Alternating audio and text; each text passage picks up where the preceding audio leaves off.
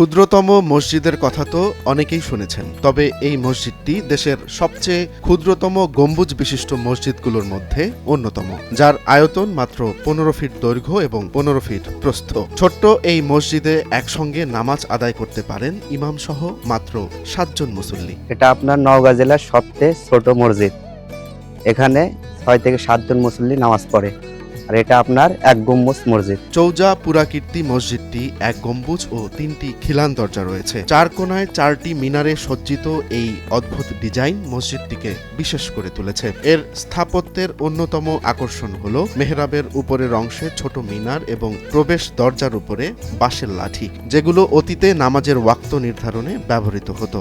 ধারণা করা হয় এই মসজিদটি নির্মিত হয়েছিল অষ্টাদশ শতাব্দীর শেষ ভাগে। যদিও এই মসজিদটির কোনো শিলালিপি নেই, তবে এর ঐতিহ্য ও স্থাপত্য আজও ঐতিহাসিক সাক্ষী হয়ে দাঁড়িয়ে রয়েছে। প্রত্নতত্ত্ব অধিদপ্তরের প্রতিনিধি মোহাম্মদ ফজলুল করিম জানিয়েছেন, চৌজা মসজিদটি সংরক্ষিত পুরাকীর্তি হিসেবে তাদের নজরদারিতে রয়েছে এবং প্রয়োজনে সংস্কারের ব্যবস্থা নেওয়া হবে। এই মসজিদে এলে যে কারোর চোখে পড়বে এক স্বল্পাকৃতির ইতিহাস ও ঐতিহ্যের, যা আমাদের শেকড়ের দিকে নতুন করে দৃষ্টি ফিরিয়ে দেয়। রোমান্স তালুকদার, নয়া দিগন্ত।